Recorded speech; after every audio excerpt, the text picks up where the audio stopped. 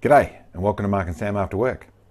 Today I want to do a video, it's the second video on about barrel harmonics and barrel vibrations. I want to link to some bits and pieces, but basically I have been getting the odd question. I've been seeing the odd piece of information put out there, which all suggest either a poor communication, I haven't managed to explain things properly in what I've done, or I think there's just a bit of a misnomer or some misinformation on what barrel harmonics are and how they behave. I suppose, and listen, to help do that, you've got this funny thing here that I've built, I've set in front of us. This is to sort of demonstrate, this is to emulate a rifle in a form that is going to be easier to describe what I'm talking about. Now what that means is I've got a hunk of heavy wall chrome moly tube that's solidly welded to a little platform to give me balance, but to behave the same as a rifle with the barrel screwed to the action screwed to the stock, the receiver. Essentially it's all attached to where you have a nice free form of your barrel, and then everything else is balanced with a decent amount of weight in things, so it's going to behave very much like a rifle. So, what we're talking about to start off with is, I suppose the first bit of the conversation is harmonics and barrel movement. They're not the same thing. Although harmonics are talking about barrel vibrations, and vibrations mean that the barrel is moving, it's not talking about barrel whipping like seems to be described a lot. You'll see images, and I'll put some on there, where you see the barrel moving and whipping and bending in places so that the barrel's actually in one barrel, but it's actually moving around, or a whip of this whip of the barrel going up and down. Now these things should always be put forward with the fact that this is microscopic. So those movements we're talking about are not movements you can see, movements that can be barely measured. They're minute. And here's where one of the tricks is that quite commonly, both from sometimes in sporter barrels and bits and pieces, there can be actual movement, which is a different thing from harmonics. It's to do with the shock, but it's not harmonics, it's actual barrel movement. Or more commonly, you'll see what looks like barrel movement, like the barrel bending, but is actually the nature of camera footage and the shutter, how it works to capturing a different point of the barrel at a different time, which makes it look like the barrel's bending. You'll even see sometimes that with muzzle jump or with the rifle moving, where it looks sometimes like that to the naked eye, where you see things have actually bent. Now, I'll put some images on about that as well. But there's two different things going on here. In one case, I've got some images which show the barrel coming down. It looks like the barrel's bending. And into some nature, it will be a tiny bit across there, really more likely moving in the action and moving from the action down, but a little bit of bending. And that is because with those ones, I've been running a muzzle brake. This is the early days, a muzzle brake that was actually pushing the nose of the barrel down. So it behaved exactly like that, pushing that down. This isn't going to bend so easy. Well, I'll get a little bit of bend out of it, but it's getting a bend because of force at the end of the barrel. That is not harmonics. That is barrel movement, and that was caused by an external force. In the normal situation where the whole action, or the stock or things move and the barrel moves as well, that's the same thing. This is force that actually is being applied to the barrel. Now, it doesn't mean you shouldn't try and stop that, but it is not something that tuning your load by setting a seating depth or a barrel tune or any of that sort of stuff is going to fix. That large barrel movement is a different thing altogether. Let's get back to what I'm really talking about. Well, how should I say that? That large barrel movement is still a real clue as to making the rifle shoot better. It is still relevant. And as I've said many times, if it happens exactly the same every time down to the microsecond, then it doesn't matter. It'll still be a super accurate machine. But in the way of making it consistent, then the less the barrel moves, the better. If you can get your recoil impulse to where it's just straight forward and back, then perfect. Another little detail, little segue I put with that is quite commonly you'll see barrels that move when they're set up even really well. They'll go straight back, and at the end of the run they'll ramp up a little bit, then they'll go down and bounce forward. This is not a problem. This is generally how it's rolling off your shoulder or off your bag, or once it gets to the end of the recoil movement. The recoil movement that we're concerned about is in the first less than quarter of an inch of movement. The rifle started to move backwards as the bullet's going out. Once the bullet's gone, it really doesn't matter what the rifle does apart from your scope picture. So a little movement after things as it comes back off your shoulder or your collarbone or wherever it is and comes back forward, that's not a concern. It's this first bit of movement, which is why I always talk about analysing that sort of stuff with a high speed, even an iPhone or even just a camera. Slow the image down so you can see what that movement's doing. But it's the first little bit. Okay, so still very relevant, and generally if you've got big muzzle rise, then it's still starting right at the beginning. But this is all barrel movement. Harmonics, on the other hand, is a different creature. Although instigated by the same thing, the explosion at the beginning of things, that's where harmonics and barrel movement take a tangent to each other. That's where they're two different things. The barrel movement, in whatever form the barrel is actually doing in the large movements, is because of the opposite and equal reaction to the bullet and the gases firing out the end. The barrel's moving back. So if it's moving up and down, around, that sort of stuff, that's because of this force that's applied back through it. Harmonics is created in a different thing. Well, there's two things I should break harmonics into. What we're actually talking about is barrel shock. So harmonics means a multitude of vibrations that are coming together to create another vibration. So this is little vibrations that add up to bigger vibrations that all work together to end up with a sound, like a bell ringing or that sort of stuff. That's harmonics. Barrel shock is what causes it, but barrel shock causes its own things as well. What we're talking about is a vibration of this explosion that's shocking back and up through this barrel. It's not just going up and back through this barrel, it's bouncing in and out through the wall thickness. It's bouncing around and round. It's going in all a myriad of different directions all over the place. But the one we're concerned about is this, as that vibration wave hits to the end here. And wave is not a big thing like this, although we describe it like that. It is in less than thou of movement, in hundreds or millionths of thou of actual movement, to where the metal is actually vibrating. It's a shock you're talking about, something that is all able to measure, not really able to see.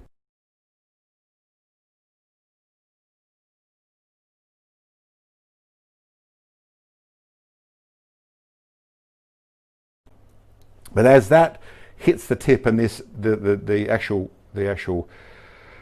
crown, the last bit of your rifle is actually moving in a different place. So tiny bits of movement which make tiny adjustments to your bullet, but that do make your bullet travel to different places. And then with different things, whether it's 22s and larger groups and smaller groups and that sort of stuff, that's another complicated conversation which we've done a little bit in the previous video. But I wanted to get back to this one here. The reason why I built this thing here. Well, let's do a demonstration.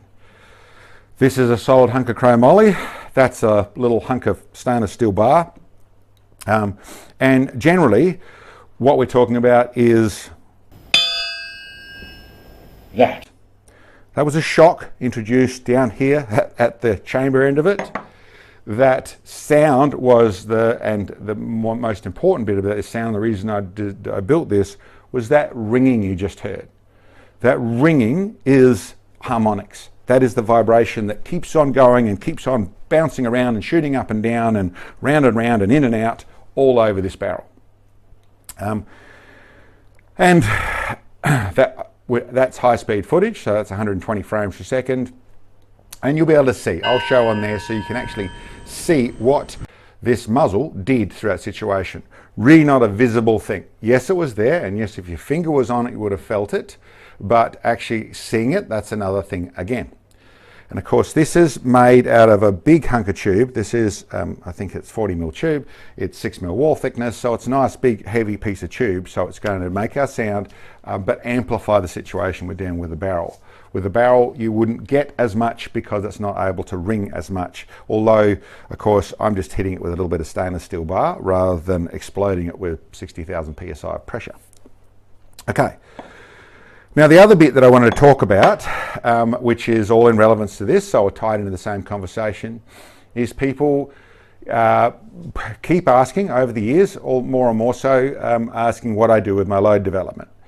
I say that I just do pressure, but what do I really do? Which really is a level of what's the other magic secret. I see how they shoot, we see how they shoot, so there must be something else going on. So what do you do to tune your barrel, to find your nodes, to all that sort of stuff? And as I've said a lot of times, I don't do that. I load to pressure. And that is as simple as it sounds. I make sure that I'm up to my full pressure without over pressuring. So whether that's the shape of the primer, the corner on the primer, the actual corner on the primer is my main lead, whether that's stamping on the back of on the bolt face, so I see my ejector or things at the back of the bolt face, that's gone too far, whether it's a tight lift, whether it's all the things that tell me I've gone to too much pressure, I've got to come back from that. But that's it.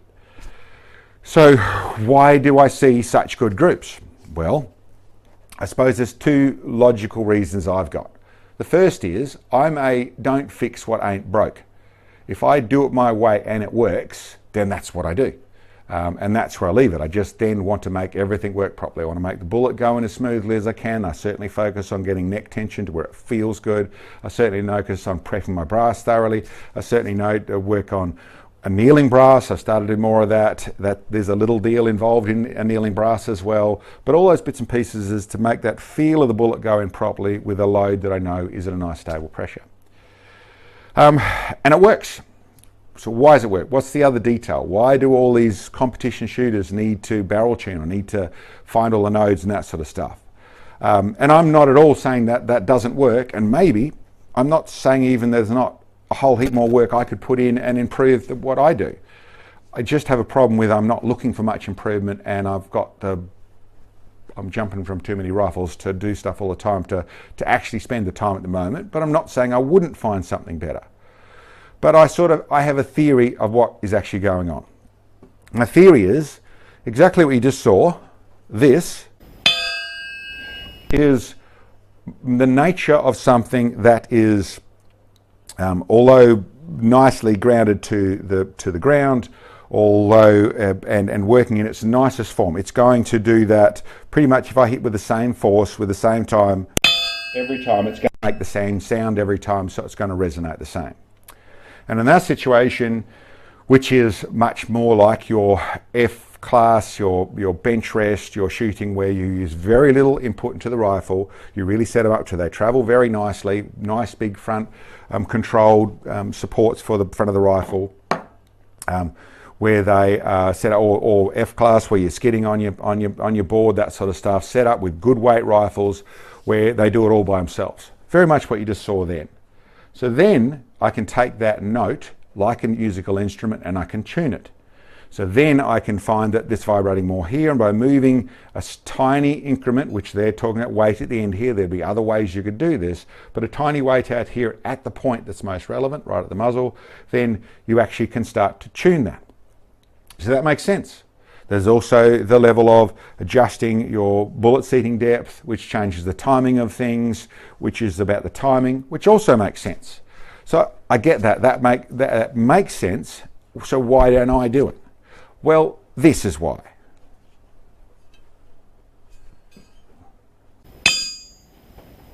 That's why. I think that's about the right place to put my hand. Or what have I done? There's that. There's that. I've attached a big squishy human to it. And I think, and I would stress, I think, that's the main difference that I'm doing. I'm not heavily preloading. I'm setting up so I've got proper preload, but from the instant of that impulse, I'm very attached to it. I have bipods obviously that I'm preloading to, that are grounded, put to the ground. They don't work from up here. They work onto the chassis up here, but actually loading back to this receiver. So the same as me gripping here. And I should say, that might look like pushing down. I'm not. I'm just gripping, me attached to the bench in this case. It's not even the ground in this case. But you can hear the difference dramatically of that sound. So my theory is, or my thought is, that what And I suppose it's always the way I've looked at most of this sort of stuff. You have two ways of dealing with a harmonic or a shock wave. There's two ways of dealing with it. One is to try and work with it and adjust to it. And in that situation, your nodes, whether it's barrel tuning, you're finding your nodes with loads, finding your nodes with the different speeds you're running at, finding your loads with the different seating depths you're running at, become how to do it, and then tuning with the barrel become how to do it. I see an issue with that, but that's how to do it in the way of a free-form barrel, where the barrel can just shoot with very little input on it. The real advantage in that situation is that I, the shooter, have a lot less ability to stuff it up, because I simply have a very light input to the rifle, and when it shoots, it does it all by itself. So it's very easy to be super repeatable. The negative I see in that situation, and the thing that always I can't get my head around, is that I can't see how barrel temperature, how metal temperature doesn't change things dramatically. I do know that even barometric pressure messes with that, because the pressure in front of your bullet changes that timing as well. So people have really pushed the nodes, or really pushed the boundaries on timing, on getting the nodes things right. Also, you'll find that they have different settings to go with different barometric pressures and things like that, because of the air that's going out in front of the bullet changing the timing as well. I look at the barrel temperature has to be a huge thing. So if you're running in a stable temperature, that sort of stuff, that works. It sort of excludes your cold bore stuff. It takes a lot of other stuff out of it. But I get it. It very much makes sense for setting a rifle up that way. It makes sense. My way of doing things, which is very much that way, which changes everything, because what it's doing is dampening that vibration. It's absorbing the shock wave. So my theory is that we're actually talking about where I then am more flexible to different conditions, because I'm controlling the muzzle by absorbing it down the back. All about how you're setting up your rifle, definitely about how you're making it behave in all those other bits and pieces, but it's really about absorbing it and making sure I'm taking the load. Now, don't let me make the mistake or be put forward that more pressure means better. No, I'm not trying to say that at all. I'm trying to say the right amount of pressure. I'm fully engaged without too much pressure, so that moment it starts to incline, push back on me, I'm absorbing as much of that vibration as possible. And I suppose I sort of been waiting for this one to talk about it, but I felt it was the right time to do. The structured barrel from John over at TACOM, which hopefully we're going to get here shortly, that's exactly the concept of where they've headed. They are, well, I should say it's sort of the concept. They are dampening the situation, not by trying to absorb more at the back of it, that sort of stuff. They're dampening it by using a structure that breaks up the harmonic. So by the time it's traveled to the end, it's been absorbed and changed by the nature of all the different the labyrinths and design of things out of smart engineering to actually settle that vibration down. So I don't want to talk any more about that one at the moment. I'm really looking forward to testing it, seeing where it's going. There's a good chance it's going to work well with my way of doing things. The truth of it should work well with everyone's way of doing things, and really be a bit more of an even stage, because the barrel's doing more of the job of itself. Anyway, that's what I wanted to say. Hopefully that little demonstration there of that versus that makes sense to everyone. It isn't, I'm not trying to say there's a right way or a wrong way. I do want to say that, to come back to the two things we're looking at. One is that, the two comments I want to make. One is, when you're looking at a barrel move, I think I've seen a few videos where people say, I could see the barrel harmonics, I could see the whip in the barrel. No. The whip in the barrel you're talking about is not the harmonics. The harmonics is an invisible thing. It's as invisible as a bell ringing. Now, when it's swaying around, that's a similar sort of thing. That swaying is not the ringing. The ringing will happen with the bell laying dead still. The vibration is infinitely small, not a visible thing. Doesn't mean it's not a real thing, and doesn't mean it's not influencing the bullet by up to 1.5 MOA, but generally more likely going to be only affecting it by 1/4 MOA to half, and that is still worth it for that way of shooting.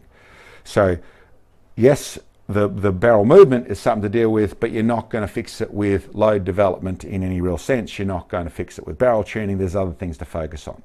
Doesn't mean those other things aren't relevant for the harmonics, and doesn't mean they aren't relevant for the group, but both factors, keep them separate. They're two different things, but understand them. And then the other thing I really wanted to say is, yes, I really just use pressure. I haven't done the testing and gone and tried free shooting and tried other bits and pieces. I'm time poor as always, but my real answer, like I said, what ain't broke don't fix. But my real answer is hidden simply in there. Works for me, might not for you, but that's my little video for today. Hope you enjoyed. Let us know any questions and comments, and we'll catch you next time.